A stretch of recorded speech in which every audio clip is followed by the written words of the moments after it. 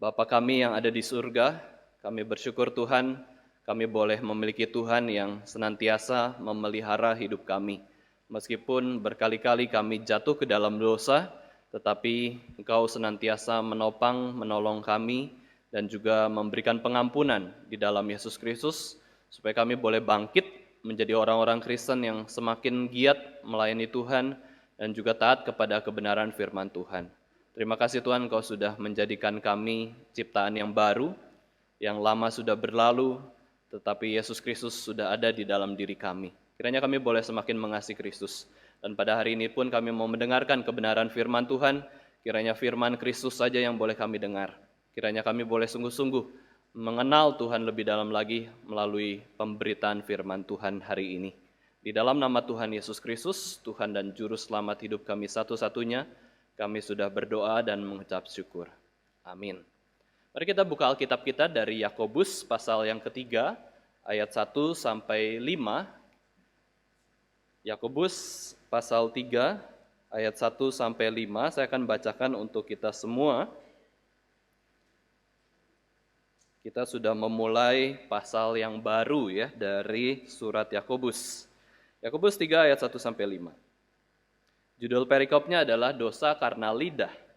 Saudara-saudaraku, janganlah banyak orang di antara kamu mau menjadi guru, sebab kita tahu bahwa sebagai guru kita akan dihakimi menurut ukuran yang lebih berat. Sebab kita semua bersalah dalam banyak hal, barang siapa tidak bersalah dalam perkataannya, ia adalah orang sempurna, yang dapat juga mengendalikan seluruh tubuhnya. Kita mengenakan kekang pada mulut kuda, sehingga ia menuruti kehendak kita. Dan dengan jalan demikian kita dapat juga mengendalikan seluruh tubuhnya. Dan lihat saja kapal-kapal walaupun amat besar dan digerakkan oleh angin keras, namun dapat dikendalikan oleh kemudi yang amat kecil menurut kehendak jurumudi. Demikian juga lidah, walaupun suatu anggota kecil dari tubuh, namun dapat memegahkan perkara-perkara yang besar. Ya, sampai sini pembacaan firman Tuhan, Bapak Ibu Saudara sekalian. Tema khotbah kita hari ini adalah menjinakkan lidah. Ya, bagaimana kita sebagai orang Kristen, sebagai manusia itu belajar untuk mengendalikan perkataan kita, dan secara otomatis ketika kita belajar mengendalikan perkataan kita, kita pun sebenarnya mengendalikan hati kita. Mengendalikan hati kita berarti kita mengendalikan pikiran kita. Mengendalikan pikiran kita berarti kita juga belajar mengendalikan emosi maupun kehendak kita. Nah, Bapak Ibu Saudara sekalian, menjadi seorang guru bukanlah hal yang mudah ya. Setidaknya guru itu harus punya kemampuan, pengetahuan, keahlian tertentu yang dia bisa kuasai dan juga bisa ajarkan, mentransferkan kepada orang lain. Transfer knowledge maupun transfer skill. Ini adalah seorang guru. Perlu memiliki sesuatu yang bermanfaat bagi orang lain dan kemudian bisa ditawarkan kepada orang lain yang belum memilikinya. Maka dia disebut sebagai guru. Bila orang tersebut tidak punya pengetahuan yang penting, pengetahuan yang cukup maupun kemampuan yang baik, dia sampai kapanpun tidak akan bisa menjadi seorang guru. Karena namanya guru berarti harus ada yang ikut belajar dari dia. Itu guru ya. Nah, bukan hanya itu, Bapak Ibu Saudara sekalian, sebagai seorang guru juga berarti harus punya kerajinan untuk terus belajar. Ya, punya hati seorang murid. Nah, ini uniknya ya. Ketika seseorang menjadi guru, sebenarnya dia pun adalah murid, seorang murid, karena seorang guru tidak mungkin berhenti belajar dalam kehidupannya. Karena sesuatu itu akan terus bisa kita pelajari, dan seorang guru juga harus terus menambah kemampuan atau hidupnya untuk bisa dibagikan kepada orang lain. Itu berarti dia tidak berhenti menjadi seorang murid. Seseorang yang sudah tidak belajar lagi, Bapak Ibu Saudara sekalian, berarti dia sudah berhenti menjadi guru maupun menjadi murid.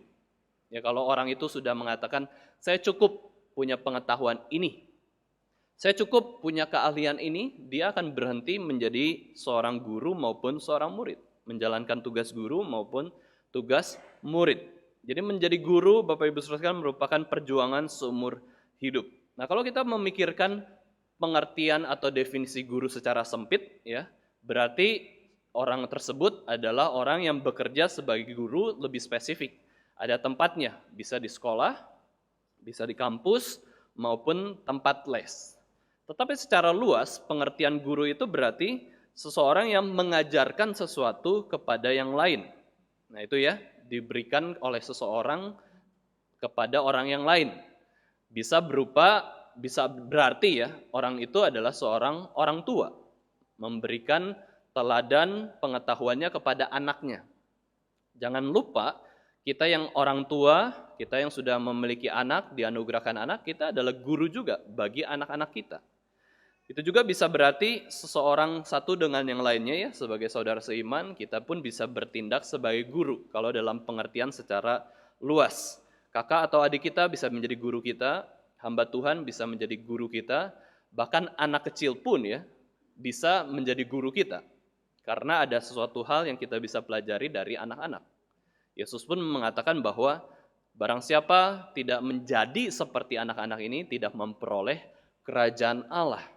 Berarti ada kelebihan yang diberikan Tuhan kepada diri seorang anak. Dia pun bisa jadi guru kita.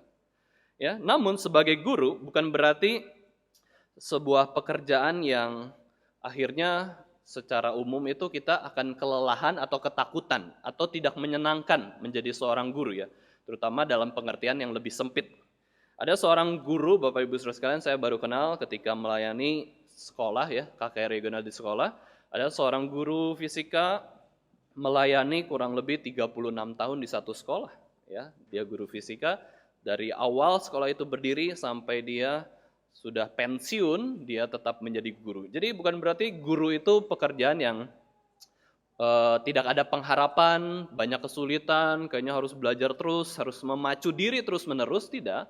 Tetapi ada hal yang membuat dia itu ingin terus mengajar, berbagi hidup. Nah itu adalah kesenangan seorang guru, melayani sampai akhir hayat.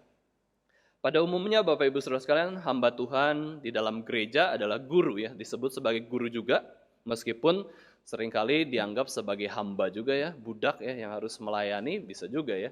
Tetapi dianggap sebagai guru karena apa? Mengajarkan firman Tuhan. Dan pada umumnya hamba Tuhan di gereja-gereja itu umur 60 sudah bisa pensiun. Ya, umur 60, andai pun gereja tersebut tidak mau memensiunkan seorang hamba Tuhan, seorang pendeta tersebut, paling ditambah kurang lebih 4 tahun saja. Ya, 4 tahun sampai 5 tahun lah. Atau pekerjaannya dikurangi, oke, kamu bisa memberi nasihat sebagai orang tua, Bapak Ibu Saudara sekalian, kemudian ya bisa sampai umur 70, tapi cuman melayani sebulan sekali khotbah, ataupun sebulan sekali rapat, kayak gitu ya. Sudah pensiun, makanya ada istilah itu emeritus ya, emeritus, sudah selesai tugasnya. Tetapi Bapak Ibu Saudara sekalian, ada seorang hamba Tuhan juga yang terus berkhotbah, terus melayani, ya terus tidak berhenti, tidak ada kata pensiun, kurang lebih kayak gitu ya. Karena pensiunnya hamba Tuhan itu sebenarnya bisa dikatakan waktu ketika dia meninggal lah ya, seperti Yesus Kristus. Yesus Kristus itu tidak ada pensiun di dalam kehidupannya, dia menyelesaikan tugas akhirnya di atas kayu salib. Apakah dia pensiun? Tidak. Dia selesai bekerja karena dia sudah menyelesaikan dan dia bahkan sudah mati di atas kayu salib. Makanya Yesus sudah tidak melayani lagi di bumi di dalam memberitakan firman Tuhan. Nah itu ya, ada hamba-hamba Tuhan yang terus melayani, bukan berarti sebagai guru berarti selalu mengerikan, selalu tugasnya berat. Memang tugasnya berat, tapi ada kekuatan dari Tuhan sendiri. Nah, Bapak Ibu Saudara sekalian, waktu saya awal mula bertugas sebagai guru, ya, saya kelihatannya memang tidak ada bakat sebagai guru ya. Waktu dulu itu kayaknya nggak ada keinginan untuk mengajar anak-anak atau murid-murid di sekolah. Tetapi ketika memutuskan untuk menjadi hamba Tuhan, ya mau nggak mau akhirnya jadi guru. Ya, mau nggak mau kalau mau menyelesaikan tugas sebagai hamba Tuhan ya harus jadi guru, ya, yaitu menjadi guru sekolah minggu. Nah itu praktek weekend, ya praktek weekend, pelayanan weekend itu Sabtu Minggu. Ya saya bertugas sebagai guru sekolah minggu, kelas kurang lebih 3-4 SD waktu itu ya, terus kelas 5-6 SD juga. Ya ketika menyerahkan diri menjadi hamba Tuhan, masuk STT, dapat tugas sebagai GSM atau guru sekolah minggu ya, dan juga pembina remaja. Itu berarti apa? Ya berarti apa? Berarti mengajar firman Tuhan. Ya, seorang guru yang mengajarkan Alkitab. Dan bukan saja itu, bukan sekadar mengajar, Bapak Ibu Saudara sekalian, ketika menjadi seorang guru di dalam gereja, kurang lebih ya, sebagai guru sekolah minggu atau hamba Tuhan itu, berarti harus ikut kelas persiapannya. Ya, untuk memberitakan firman Tuhan, preaching the word of God itu perlu persiapan. Kalau nggak persiapan bisa, Bapak Ibu Saudara sekalian, bisa. Ya, bisa ngomong aja apa yang kita pikirkan, yang kita alami itu lebih mudah. Membicarakan apa yang kita alami nih hari Sabtu lalu ya, pelayanan, misalkan pelayanan rumah sakit, apa saja bisa diomongi kok. Tetapi namanya hamba Tuhan adalah seorang guru, seorang murid juga yang tidak pernah berhenti belajar, berarti harus ikut kelas persiapan sekolah minggu ya. Bukan saja itu, harus belajar baca Alkitab dengan baik, menafsir Alkitab dengan benar. Bukan hanya itu, harus berdoa. Karena pekerjaan yang dikerjakan itu adalah memberitakan suatu firman yang kekal, firman yang mulia dari Tuhan sendiri.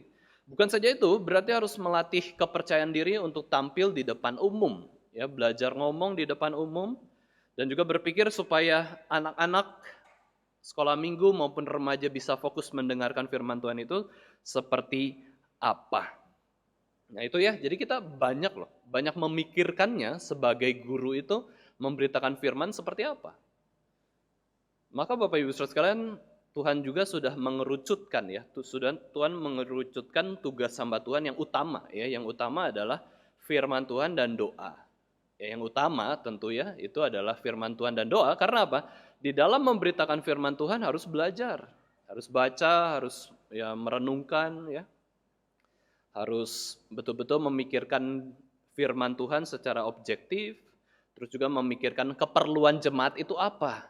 Namanya mau kasih makanan ya, Bapak Ibu Saudara sekalian, makanan yang sehat itu harus dipilih kan ya. Empat sehat, 5 sempurna kalau di Indonesia ada istilah itu ya. Nah itu kita harus pikirkan, makanan yang diperlukan oleh jemaat itu apa. Kita bertindak sebagai gembala yang memberikan makanan maupun juga yang berdoa. Tetapi Bapak Ibu Saudara sekalian, bukan berarti pekerjaan hamba Tuhan yang itu saja. Yang penting saya sudah khotbah, selesai. Yang penting saya sudah doakan, selesai. Firman Tuhan yang dikhotbahkan itu menuntut diri kita juga untuk melakukan firman. Dan doa yang kita sudah naikkan juga besar kuasanya, karena doa tersebut juga mengubah kita untuk melakukan kehendak Tuhan. Jadi ada perbuatannya, ya, ada pelayanan lain di samping firman Tuhan dan doa. Itu adalah pelayanan turunan dari firman Tuhan, berkhotbah firman Tuhan dan juga berdoa. Yaitu apa? Melakukan firman, menjadi teladan di dalam firman Tuhan dan doa. Itu menjadi guru di dalam gereja. Memang tidak mudah. Ya. Tetapi Bapak Ibu Saudara sekalian, yang penting ada panggilan Tuhan dan kita mengerti Tuhan itu menguatkan kita, maka kita mau jalankan tugas tersebut. Ya, di dalam kehidupan kita, meskipun tugas itu berat ya, baik sebagai guru ataupun profesi-profesi yang lainnya. Seringkali Bapak Ibu Saudara sekalian, kalau konteksnya di dalam pelayanan gerejawi, biasanya ada yang mau, saya mau melayani jadi guru sekolah minggu, tapi tidak mampu. Apakah bisa? Sulit juga. Mungkin ada bagian di dalam pemberitaan firman Tuhan yang dia bisa kerjakan, ya, bukan sebagai guru sekolah minggu. Tetapi ada juga yang mampu, ya, mampu sebagai guru sekolah minggu, pemberita firman, bahkan mampu sebagai hamba Tuhan. Ya, ada orang yang bertalenta itu langsung ya, ketika mau ceritakan sesuatu itu dia bisa langsung ceritakan dengan keras, dengan tegas, dengan lancar. Oh itu talenta. Tapi apakah dia hamba Tuhan? Tidak. Dia cuma pebisnis biasa. Tetapi dia mampu menceritakan apa yang dia ketahui setelah dia pelajari dengan mudah kayaknya. Seolah-olah gampang ya khotbah itu. Tapi ada yang bergumul, sulit dalam berkhotbah gitu ya, berusaha setengah mati baru bisa berkhotbah juga. Nah seringkali orang mau tapi tidak mampu, orang mampu tapi nggak mau. Ya, tetapi kalau kita lihat di dalam survei ya, survei singkat, sudah sekalian survei kecil lah. Ternyata Tuhan itu memakai orang yang mau. Nanti Tuhan mampukan. Tapi kalau hanya mampu saja, dianya nggak mau ya nggak akan terjun di dalam pelayanan. Mampu orangnya, tapi nggak mau, gitu ya. Tapi kalau sudah mau, Tuhan bisa mampukan, Tuhan itu maha kuasa ya. Tapi kalau sudah berkehendak ya, tidak mau. Wah, nggak bisa apa-apa lagi. Orangnya nggak mau kok. Ya, orangnya kita nggak bisa memaksakan kehendak kita nanti akhirnya melanggar hak asasi manusia. Ya, kamu harus mau ini. Wah, kurang lebih gitu ya. Melanggar kebebasan manusia sebagai orang yang punya kehendak bebas. Akhirnya apa? Ya udah, Tuhan juga sadar ya. Tuhan juga tidak mau mengotak-atik kehendak bebas kita. Tuhan itu berdaulat, tapi Tuhan juga membebaskan kita. Kamu mau ya, mau atau tidak mau terserah. Tapi kalau sudah mau, Tuhan akan menyertai, menguatkan, memampukan. Tentu ya, harusnya kita mau dan mampu. Nah, itu lebih baik. Tapi keidealan tersebut itu di dunia yang berdosa itu sulit ditemukan. Ada orang yang mau, mampu, wah kemudian bisa melayani khususnya. Tetapi yang paling penting adalah keputusan kita mau melayani Tuhan atau tidak adalah bicara soal panggilan Tuhan. Apakah Tuhan panggil kita atau tidak? Kalau Tuhan panggil kita, Tuhan minta kita, ya, maka kita lakukan seberapa sulit pun.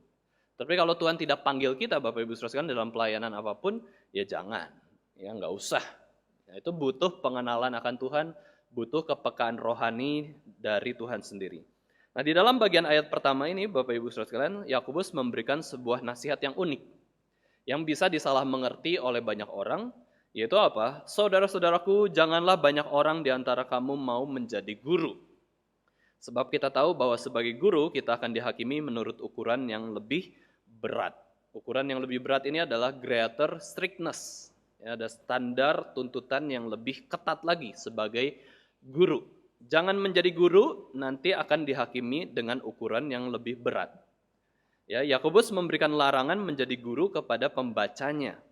Ya, orang-orang Kristen jangan banyak jadi guru.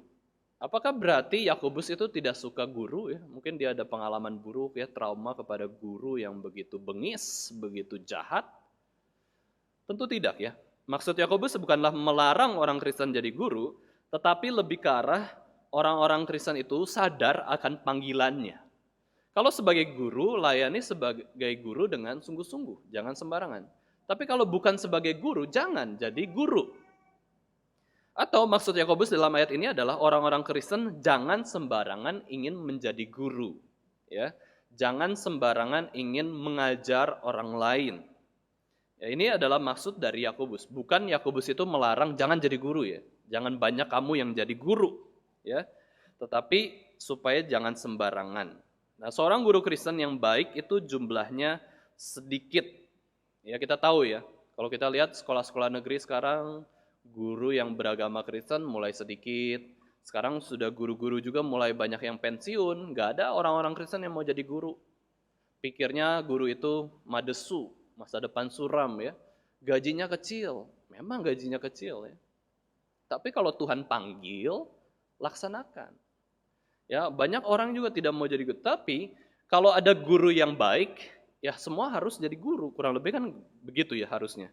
Semakin banyak guru yang baik, yang rohani, yang jelas dalam menjelaskan firman Tuhan, seharusnya semakin banyak itu sebagai bagus. Tetapi Yakobus itu melarang, jangan banyak kamu yang jadi guru. Kenapa? Karena banyak orang pada waktu itu mau jadi guru dengan motivasi yang salah. Beda dengan zaman sekarang. Kalau sekarang jadi guru itu, wah gajinya kecil sekali. Mungkin di bawah UMR. Jadi males kan jadi guru tuh. Sudah kerjanya repot, ngurusin murid-murid yang begitu banyak sifatnya, banyak kesulitan dan lain-lain. Gajinya juga begitu kecil. Maka banyak orang sekarang nggak mau jadi guru. Tetapi di zaman itu, Bapak Ibu Saudara sekalian, pekerjaan sebagai guru itu adalah pekerjaan yang diinginkan oleh banyak orang. Karena apa? Karena dipuji-puji orang. Karena banyak pengikutnya. Mungkin banyak uangnya juga.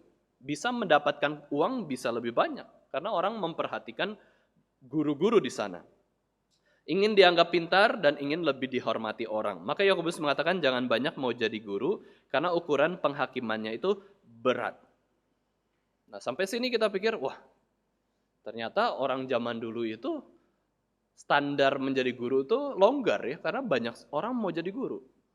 Nah, sekarang kita lebih dalam lagi, Bapak Ibu Saudara sekalian, konteks Yakobus mengatakan kalimat ini adalah guru, bukan guru pada umumnya ya. tetapi seorang guru yang mengajar firman Tuhan. Ya, seorang manusia biasa tetapi yang mau mengajarkan firman Tuhan. Jadi dalam konteks apa? Dalam konteks firman Tuhan. Tentu standar guru di zaman tersebut, guru filsafat, guru mungkin macam-macam itu sangat tinggi. Tidak semua orang bisa jadi guru.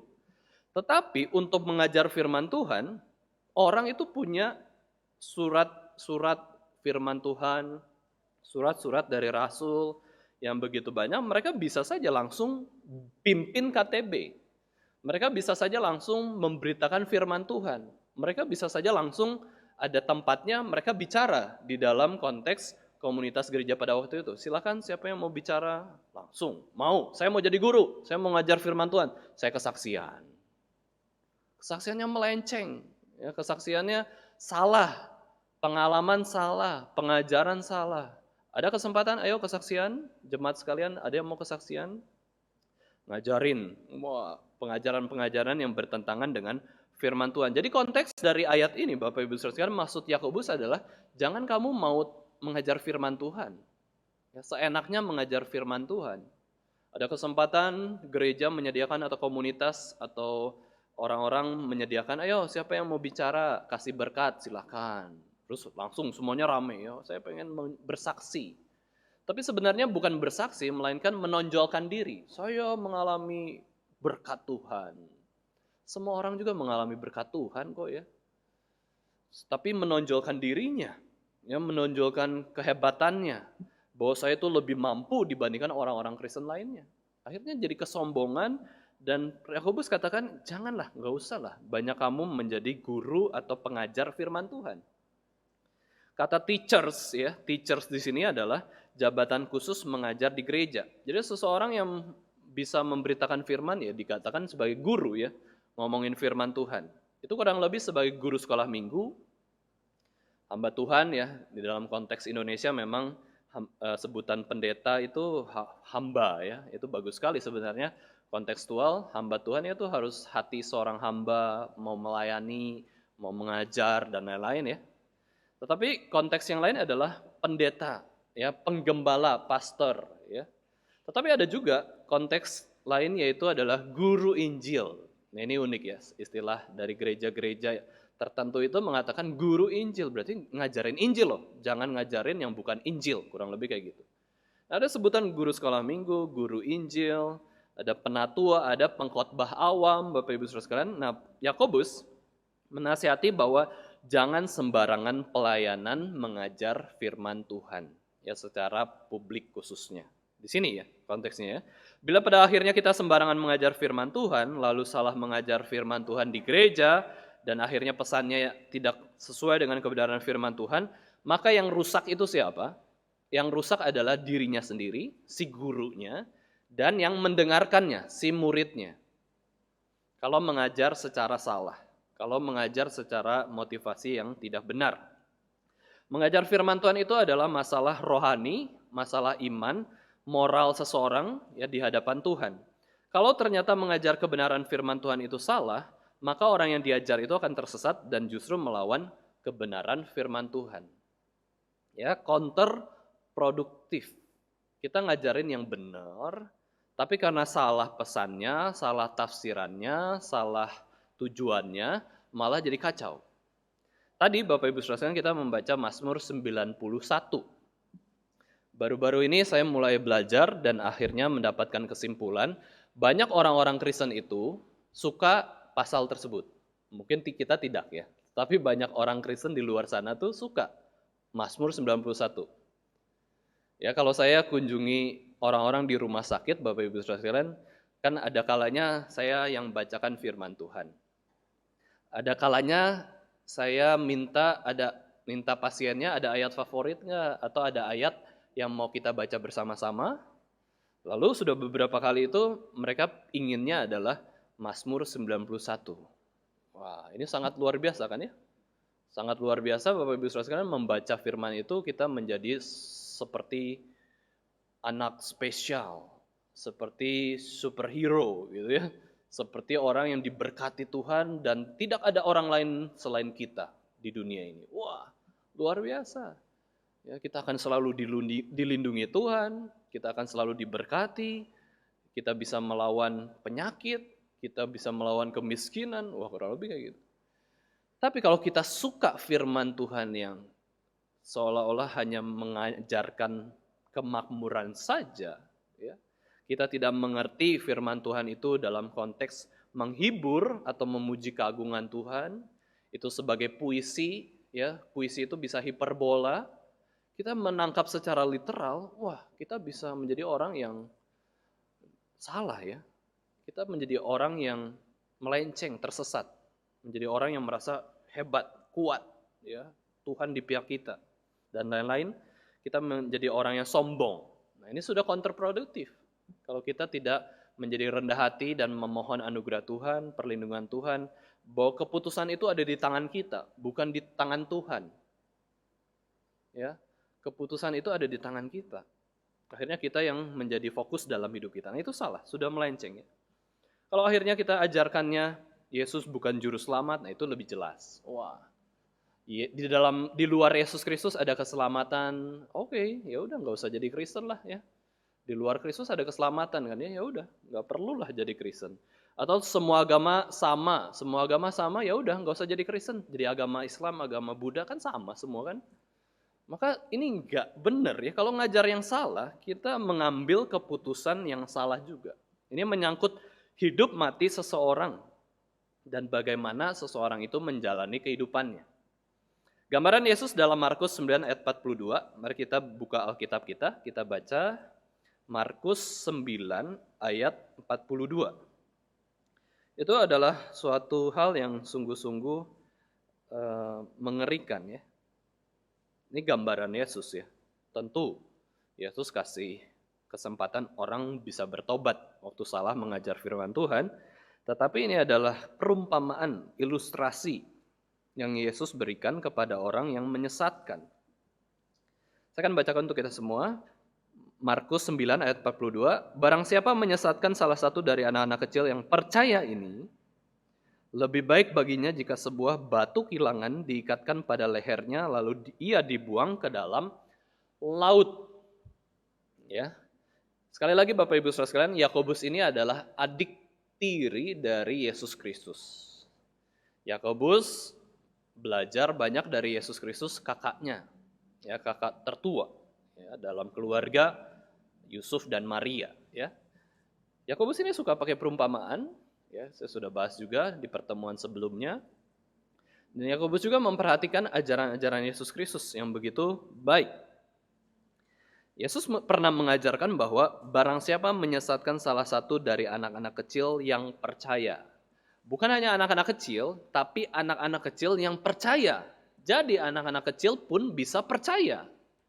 Ya, percaya firman Tuhan, percaya Yesus Kristus itu sudah bisa dari kandungan sekalipun. Dia sudah punya kemampuan percaya. Janin itu sudah punya kemampuan untuk percaya Yesus. Ya, masalahnya Roh Kudus mau bekerja nggak? Ya, di dalam janin bayi tersebut. Janin saja bisa dipenuhi Roh Kudus. Ya, contohnya Yesus Kristus dan juga Yohanes Pembaptis kok. Ya, itu sudah ada contoh ya. Roh Kudus bisa menaungi seseorang di dalam rahim ibu untuk bisa percaya. Apalagi sudah lahir. Apalagi sudah menjadi anak-anak yang lebih dewasa lagi. Mereka sudah bisa percaya. Mereka sudah bisa menangkap pesan dari orang tua. Kalau sudah mengerti bahasa ya, dia berarti sudah ngerti, sudah punya bisa percaya, lebih jelas gitu ya dibandingkan sebelumnya. Nah, ketika Yesus melihat anak-anak kecil yang begitu berharga yang sudah percaya ini, tetapi ada orang ngajarin yang salah, lebih baik orang itu mati, kurang lebih gitu. Lebih baik ada batu kilangan ya di leher ya diikatkan, ditenggelamkan ke laut. Itu adalah penghukuman yang kejam kan ya. Kalau penghukuman kematian ditembak sekali mati di kepala beres. Tapi kalau ditembaknya di mana ya? Di dada gitu ya atau mau di perut gitu masih hidup orangnya, itu kan lebih mengerikan.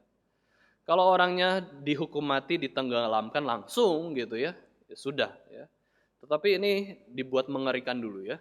Diikat dulu ya, pelan-pelan diikat, terus ada batu kilangan yang begitu berat, terus dia dilemparkan ke dalam laut. Sudahlah, kurang lebih Yesus itu mengatakan nggak usah ngajar kalau kamu sesat. Kalau motivasinya salah, jangan jadi hamba Tuhan. Kalau motivasinya sesat, jangan jadi guru sekolah minggu. Kalau motivasinya adalah demi menonjolkan diri, jangan jadi pemimpin gereja.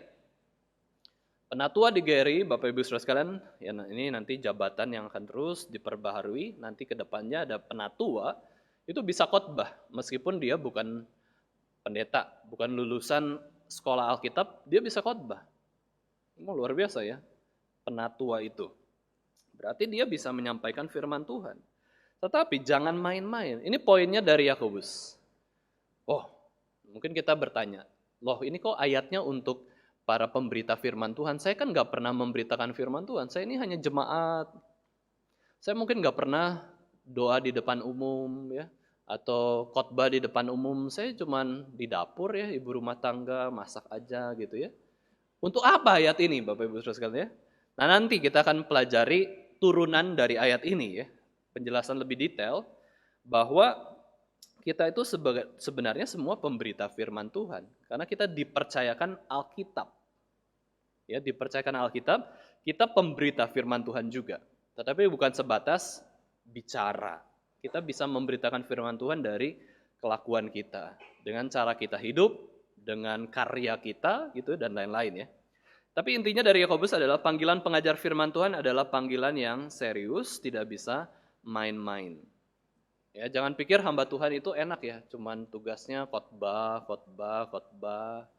Kayaknya nganggur. Zaman dulu Bapak Ibu Saudara sekalian waktu pemuda saya pikir hamba Tuhan tuh banyak nganggurnya ya, banyak nganggurnya. Tetapi hamba Tuhan itu adalah salah satu profesi yang kalau mau bisa sibuk sekali sampai burnout, sampai mati karena kecapean. Bisa. Tetapi juga bisa santai sekali. Ya, sampai nggak ngapa-ngapain ya, cuman santai, itu bisa juga. Lalu kita menghakimi hamba Tuhan. Ya, bagaimana? Ya, kita bisa menghakimi hamba Tuhan, bisa menegur, bisa menasihati, betul ya, nggak masalah. Tetapi Bapak Ibu Saudara sekalian, yang paling sulit dari hamba Tuhan adalah bosnya sendiri adalah Tuhan. Ya, ini sulitnya ya, langsung loh dari Tuhan. Jadi kalau Tuhan tegur, ya bisa mengerikan ya. Kalau Tuhan biarkan, itu bagian peneguran Tuhan juga ya. Jangan pikir Tuhan tuh menegur tuh intervensi. Tetapi pembiaran juga merupakan teguran dari Tuhan juga. Jadi nggak usah santai ya Bapak Ibu Saudara sekalian, nggak usah terlalu mikirin hamba Tuhan itu harusnya bagaimana. Hamba Tuhan ini sudah ada mentornya sendiri. Ya, hamba Tuhan ini sudah ada penghakimnya sendiri, yaitu Tuhan sendiri. Ya, dan hukuman Tuhan itu jauh lebih mengerikan dari hukuman manusia, penghakiman manusia. Bapak Ibu Saudara sekalian, mau menghakimi manusia paling apa sih, sebatas apa sih? Apalagi konteks gereja. Apa mau masukin hamba Tuhan ke polisi, ke penjara, kayaknya hamba Tuhan gak akan melakukan kriminalitas. Apa mau teriak-teriak dengan hamba Tuhan? Ya, hamba Tuhan juga bisa santai aja mendengarkan teriakan ya, gak usah takut. Orang mau teriak, mau menghina, gak peduli ya. Kita kalau melayani dengan sungguh-sungguh itu gak takut ya, tidak membela diri. Apa yang bisa menyerang hamba Tuhan Bapak Ibu Saudara sekalian? Kita sebagai manusia, sebagai jemaat Tuhan gak bisa. Kita cuma bisa ya udah serahin ke Tuhan, udah. Tuhan mau lakuin apa ke pemberita firman Tuhan yang salah? Gak bisa ya. Ya udah kita terserah kepada Tuhan. Kita nggak bisa apa-apa, tapi Tuhan bisa melakukan berbagai hal. Ambil contoh, panggilan pengajar firman Tuhan memang adalah panggilan yang berbahaya. Dalam arti apa? Kita ambil contoh di dalam Bilangan 20 ayat 11 sampai 12. Bilangan 20 ayat 11 sampai 12. Ini adalah kegagalan dari pemberita firman Tuhan, yaitu nabi pertama secara resmi dari bangsa Israel ya. Nabi pertama secara resmi dalam bangsa Israel adalah Nabi Musa, dan di sini Tuhan kasih hukuman yang begitu keras ya. Kita baca bersama-sama, buka suara, Bilangan 20 ayat 11 sampai 12, 1 2 3. Sesudah itu Musa mengangkat tangannya lalu memukul bukit batu itu dengan tongkatnya 2 kali, maka keluarlah banyak air sehingga umat itu dan ternak mereka dapat minum. Tetapi Tuhan berfirman kepada Musa dan Harun, Karena kamu tidak percaya kepadaku dan tidak menghormati kekudusanku di depan mata orang Israel, itulah sebabnya kamu tidak akan membawa jemaah ini masuk ke negeri yang akan kuberikan kepada mereka. Nah, ini prinsipnya. Musa itu tidak percaya firman Tuhan padahal dia pengajar firman Tuhan. Musa itu tidak menghormati kekudusan Tuhan padahal dia adalah etalase kekudusan Tuhan. Dia adalah pameran ya untuk memamerkan kekudusan Tuhan. Dia nggak lakukan itu. Hukumannya adalah Musa mati sebelum masuk ke dalam tanah Kanaan. Ya, berarti mungkin nggak Musa itu bisa masuk tanah Kanaan dan lalu dia mati? Ya, ya bisa aja mungkin, tapi realita tidak berkata demikian. Makanya itu menjadi hukuman kan. Mungkin aja Musa sudah masuk ke tanah Kanaan ya. Wah, sudah menginjakan kaki, wah ini tanah Kanaan. Tuhan menggenapi janjinya. Saya bersyukur dipakai Tuhan 40 tahun di padang gurun untuk membawa bangsa Israel masuk ke tanah Kanaan. Mungkin bisa saja seperti itu. Tapi faktanya tidak. Sejarahnya tidak berkata demikian. Karena apa? Karena Musa gagal memberitakan firman Tuhan. Gagalnya memberitakan firman Tuhan Musa ini bukan dari kata-kata, tapi ketika dia memukul batu dengan tindakan loh. Ya. Tindakan yang tidak sesuai dengan firman Tuhan berarti gagal memberitakan firman Tuhan. Jadi kita pun, Bapak Ibu Saudara sekalian, yang bukan memberitakan firman Tuhan, bukan pengajar firman Tuhan, kita bisa gagal memberitakan firman Tuhan dengan apa? Dengan tindakan kita yang tidak sesuai dengan firman Tuhan. Nah, panggilan sebagai pengajar firman Tuhan, pemberita firman Tuhan ini panggilan yang berbahaya dan serius. Yakobus katakan menjadi guru berarti lebih banyak penghakiman, lebih banyak hukumannya. Jangan pikir Bapak Ibu Saudara sekalian di surga nanti, ketika kita percaya kepada Yesus Kristus, kita pasti masuk surga. Jangan pikir yang menempati tempat-tempat kemuliaan, yang lebih terhormat, yang lebih banyak upahnya, yang kita tidak tahu upah di surga itu apa. Itu semua hamba Tuhan, semua pendeta, semua itu pelayan Tuhan. Belum tentu. Mungkin yang lebih mulia itu tukang beca, petani. Dia nggak bisa ngomong firman Tuhan, sulit mengajar firman Tuhan, tapi seluruh tindakannya itu adalah kebenaran firman Tuhan. Seluruh ketaatan hidupnya itu kepada firman Tuhan. Dia lebih dihargai Tuhan. Ayat 2. Sebab kita semua bersalah dalam banyak hal. Barang siapa tidak bersalah dalam perkataannya, ia adalah orang yang sempurna yang dapat juga mengendalikan seluruh tubuhnya. Pada bagian ini Yakobus jelaskan alasan kedua, kenapa jangan sembarangan mengajar firman Tuhan. Jangan sembarangan memberitakan firman Tuhan, baik lewat perkataan maupun lewat perbuatan ya. Alasan kedua adalah karena seluruh pekerjaan pemberitaan firman Tuhan itu, khususnya ya bicara ya, itu berhubungan dengan dosa lidah atau dosa perkataan. Ya, seorang guru ya, pemberita pengajar firman Tuhan itu sangat berhubungan dengan dosa perkataan. Dan Yakobus di dalam bagian ini menjelaskan bahwa dosa perkataan adalah dosa yang paling universal yang bisa dilakukan oleh manusia. Ya. Bapak Ibu Saudara sekalian, kalau kita pikirkan ya, bayi itu bisa melakukan dosa seksual enggak ya? Kayaknya enggak ya, enggak bisa berzina loh. Bayi, anak kecil. Tapi dalam dosa kata-kata bisa. Ya, anak-anak bisa mengungkapkan sesuatu, ngomong yang kasar, membenci gitu ya. Dengan kata-kata bersuara keras dan lain-lain itu bisa loh. Ya, dengan perkataan ini, dosa lidah, dosa perkataan adalah dosa yang paling universal ya. Yang bisa dilakukan oleh manusia siapapun dia. Dosa hati, ya, dosa hati yang keluar dari dalam perkataan. Di mana setiap orang pasti pernah berkata-kata salah ya. Ini maksudnya universal. Kita pernah kata-kata salah, saya aja banyak kata-kata salah waktu khotbah ya. Tetapi salah itu belum tentu dosa kan ya. Tetapi kalau sudah dosa itu pasti salah. Nah, kita bisa berkata-kata dosa, kita berkata-kata salah. Makanya ada istilah everybody make mistakes, itu berlaku juga ya di dalam dosa perkataan. Entah salah bicara, entah salah memberi pesan, Itu bicara soal salah ya. Salah itu tidak selalu dosa. Tetapi salah juga bisa berupa dosa ya. Tapi kalau sudah dosa ya pasti bersalah.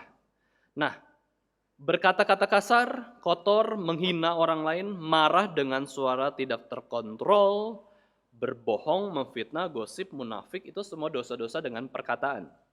Dan kita bisa sebutkan banyak hal lain dengan dosa perkataan ini ya, yang kita bisa ucapkan dosa lidah ini. Dosa perkataan adalah bahkan bukan hanya paling banyak ya dilakukan oleh manusia atau paling sering, tetapi ini adalah hal yang sangat mudah kita jatuh ke dalamnya. Nah, ini makanya di dalam ayat kedua Bapak Ibu sekalian, sebab kita semua bersalah dalam banyak hal. Nah, ini banyak hal ini mengacu kepada dosa perkataan. Kita bersalah dalam banyak konteks, ya, banyak konteks perkataan kita, tetapi terjemahan lainnya adalah dalam frekuensi atau jumlah yang banyak juga.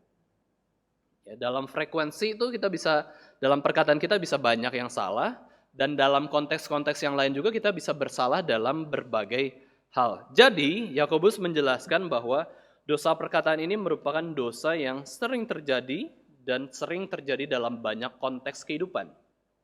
Ya. Baik dalam banyak konteks kehidupan kita bisa berdosa dalam kata-kata kita. Mari kita baca Amsal 10 ayat 19. Amsal 10 ayat yang ke-19, kita baca, buka suara bersama-sama. Amsal 10 ayat 19, 2, 3. Di dalam banyak bicara pasti ada pelanggaran, tetapi siapa yang menahan bibirnya berakal budi. Sampai ada peribahasa demikian. Dalam banyak bicara, bahkan dikatakan pasti. Nah, ini juga hiperbola ya, pasti ada pelanggaran. Saking menunjukkan bahwa orang yang banyak bicara itu bisa salah. Ya, bisa ada dosa juga di dalam kata-katanya. Tetapi kalau bisa menahan bibirnya, mengontrol perkataannya, dia itu berakal budi. Dia menggunakan akal budinya. Maka kita perlu berhati-hati dalam perkataan. Seperti peribahasa Indonesia, lidahmu adalah harimaumu. Ya, kata-kata kita itu bisa seperti pedang ya. Bisa seperti senjata tajam yang bisa melukai diri kita maupun orang lain.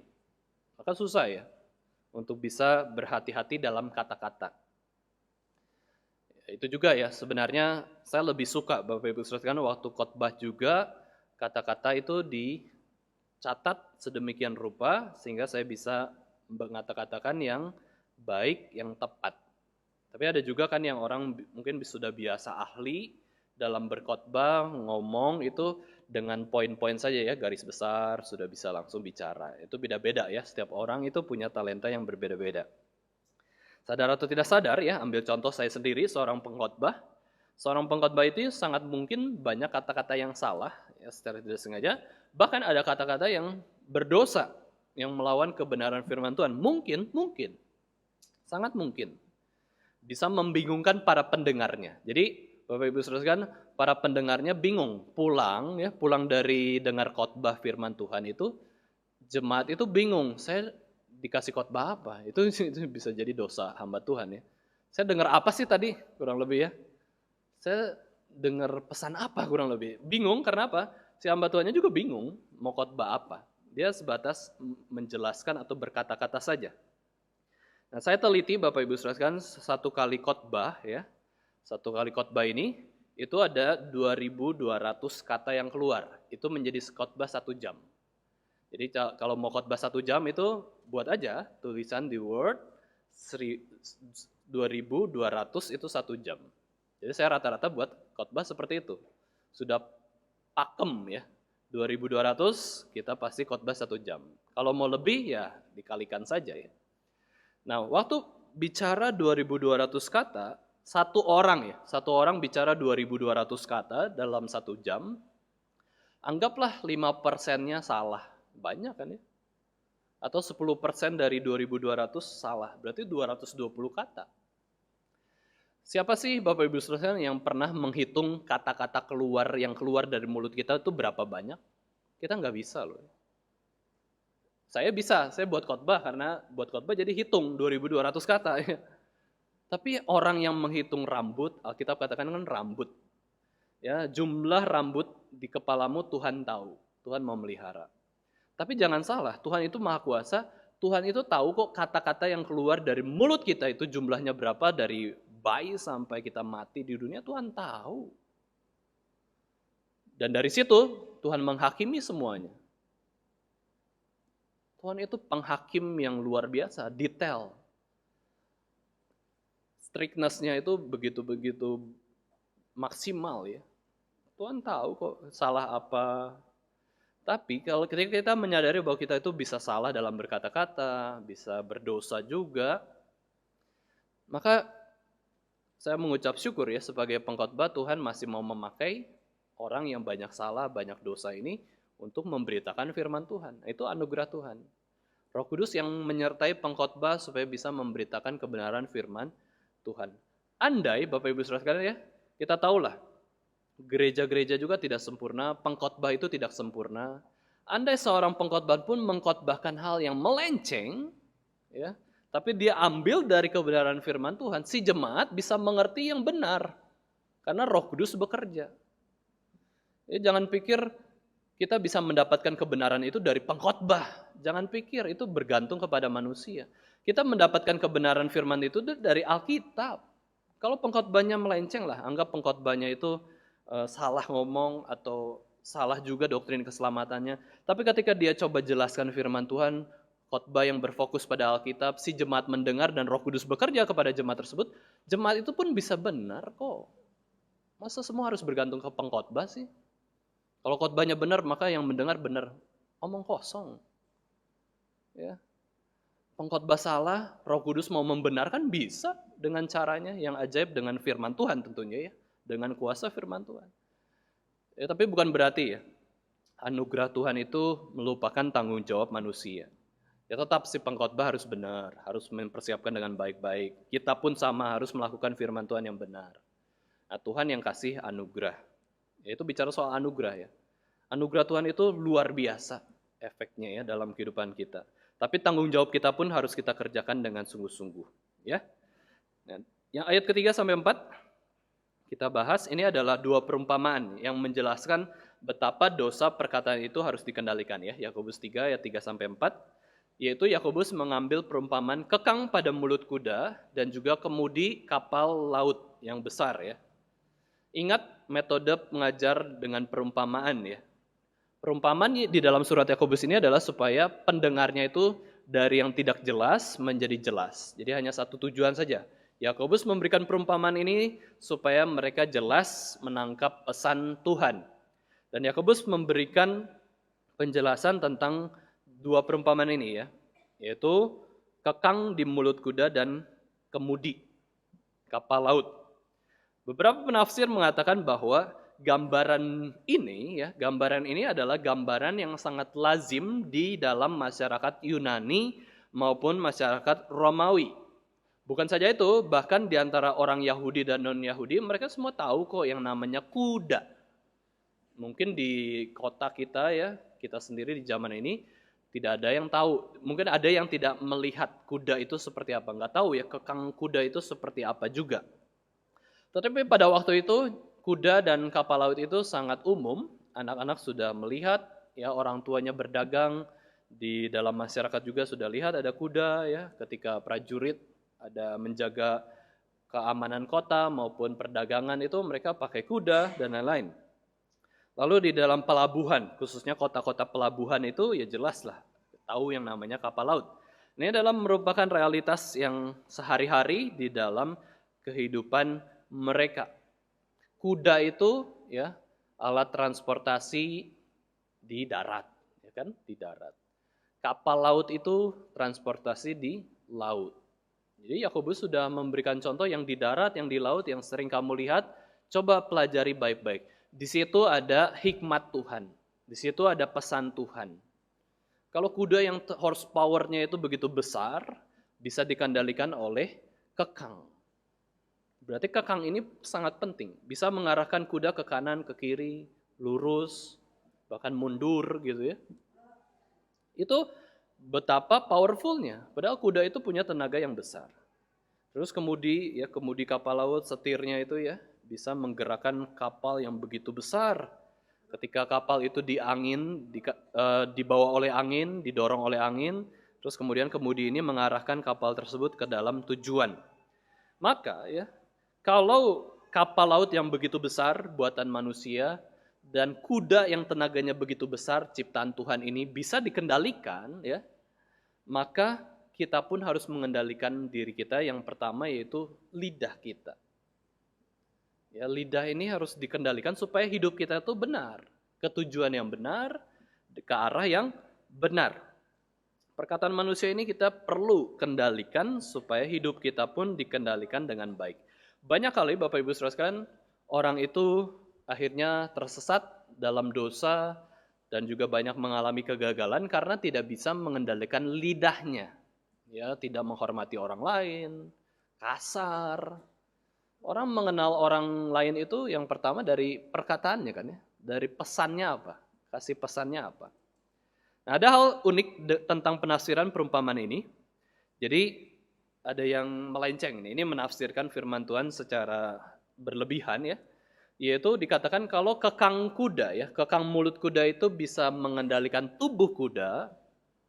Demikian juga bahwa tubuh itu diidentifikasi sebagai tubuh Kristus atau gereja. Lalu kekangnya apa? Ya, kekang kudanya itu apa? Yaitu adalah si pemberita firman Tuhan. Ini unik ya. Ini penafsiran ini oke, ya masih bisa kita terima.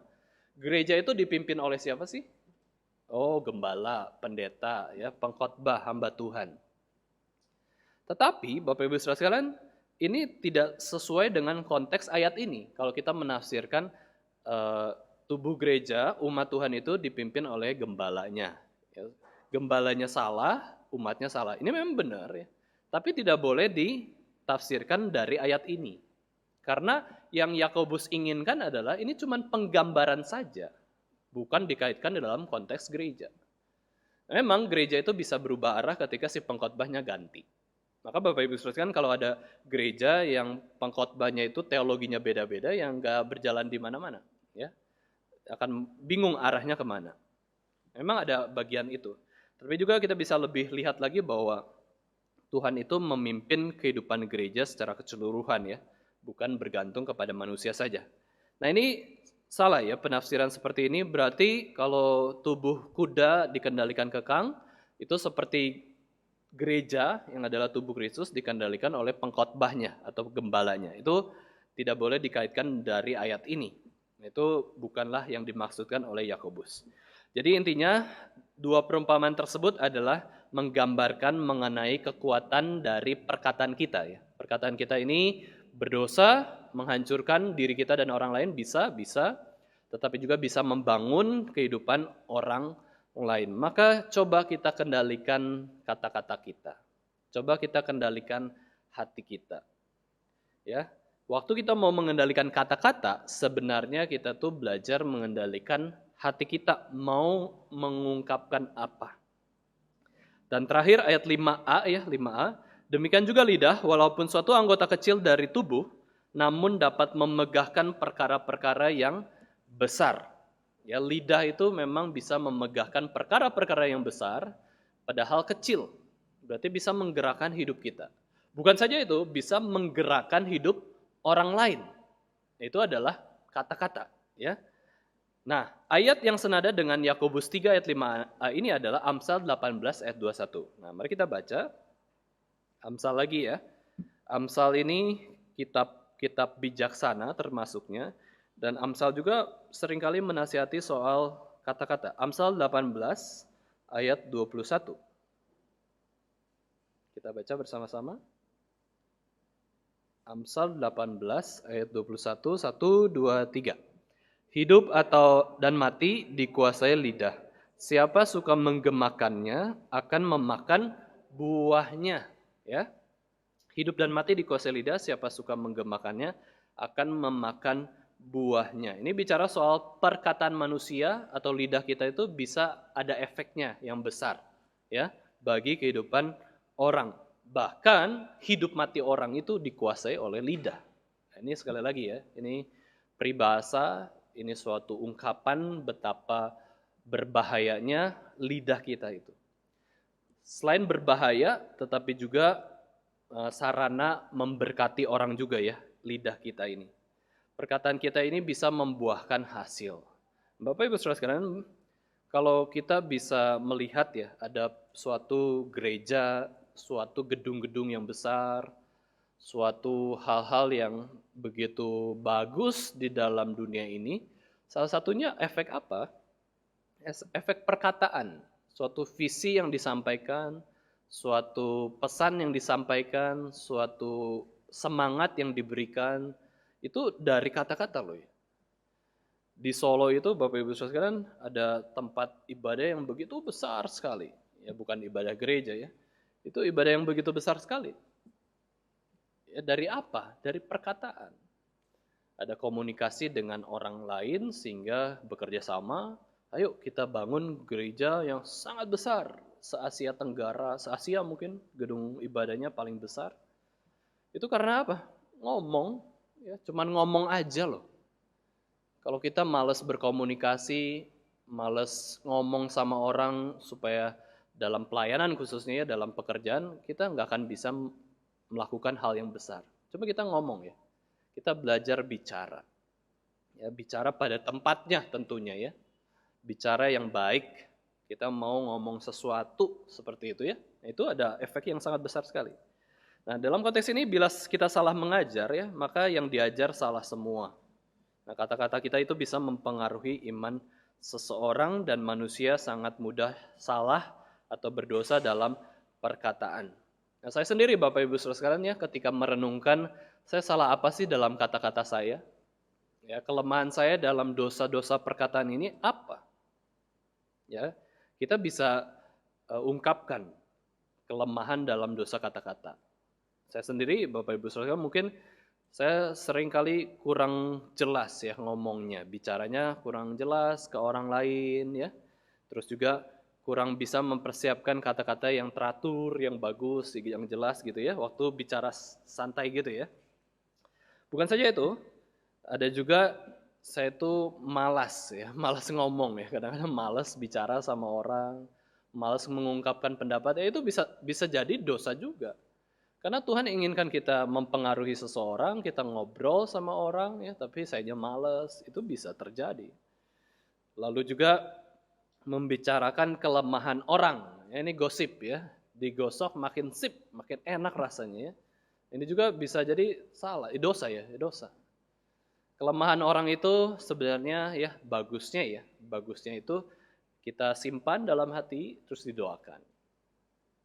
Saya pernah baca atau tahu gitu, kalau John Calvin itu membicarakan kelemahan orang itu dalam konteks jemaat misalkan ya. Jemaat kan banyak kelemahan ya, banyak orang berarti banyak kelemahan dan dosa juga.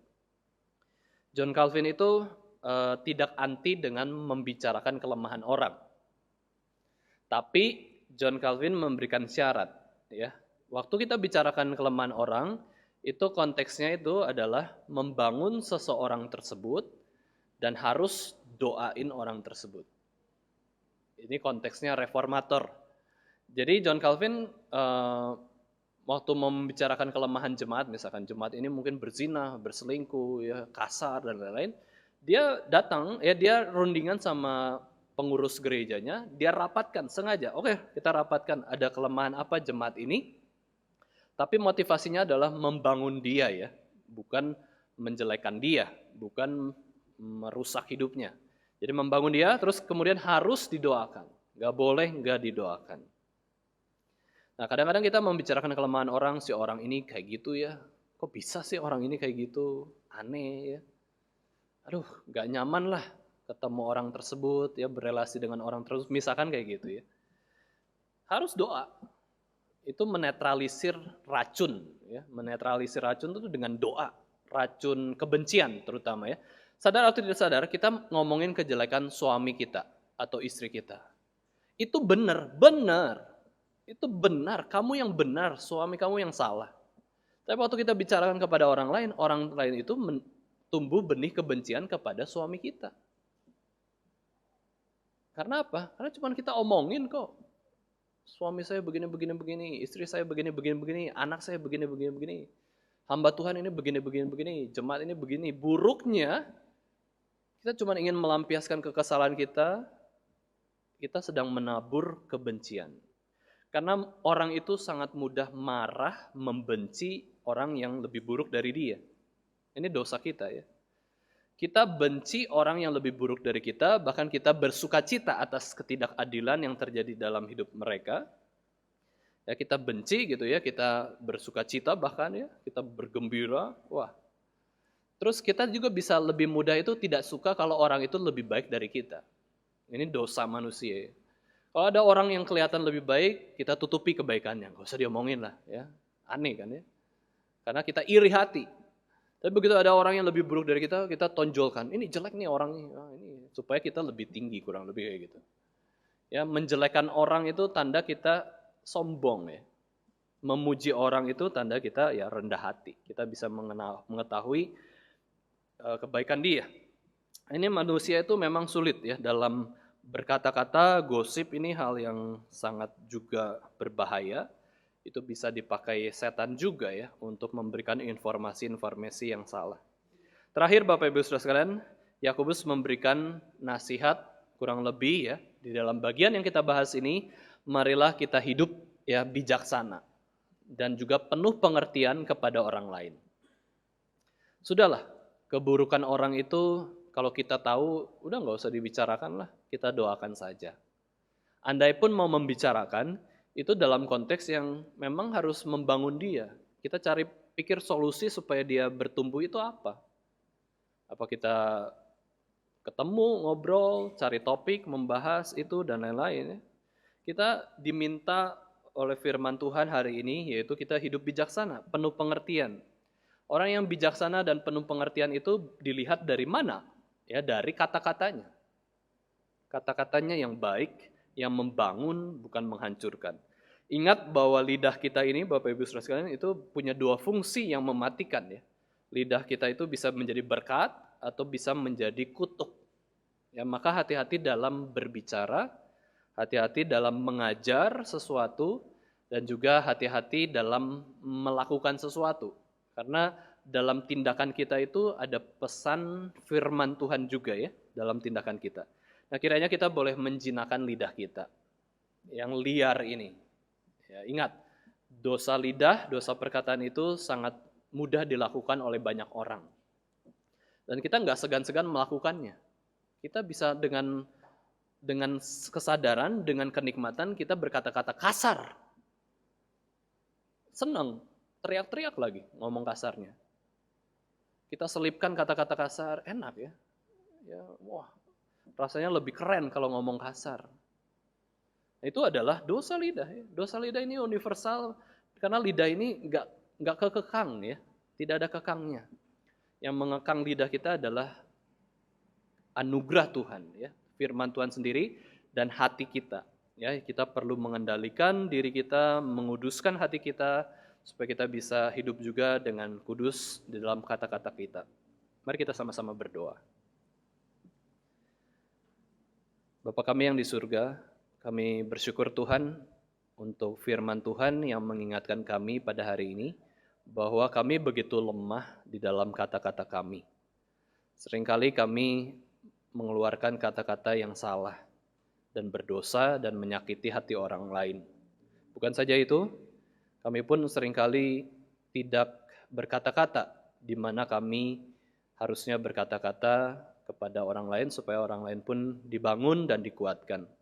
Ampunilah kami Tuhan atas segala dosa-dosa kami yang kami lakukan dalam perkataan kami dan juga perbuatan kami. Kami mohon Tuhan supaya hidup kami ini boleh sungguh-sungguh mencerminkan Kristus Yesus yang begitu mengasihi sesama dan juga begitu menolong kami sesama kami yang kesulitan ataupun dalam pergumulan. Kami juga mau Tuhan supaya hidup kami ini lebih sungguh-sungguh lagi di hadapan Tuhan. Kami mau memberitakan kebenaran. Kami juga mau jikalau Tuhan panggil kami sebagai pengajar firman Tuhan di gereja, Tuhan pun boleh menolong kami yang lemah ini. Sertailah Tuhan seluruh pemberitaan firman Tuhan juga di gereja-gereja Tuhan, supaya apa yang disampaikan oleh hamba-hamba Tuhan boleh merupakan kebenaran firman Tuhan saja yang sesuai dengan Alkitab. Di dalam nama Tuhan Yesus Kristus, Tuhan dan Juru Selamat kami yang hidup, kami sudah berdoa dan mengucap syukur. Amin. Mari kita bangkit berdiri.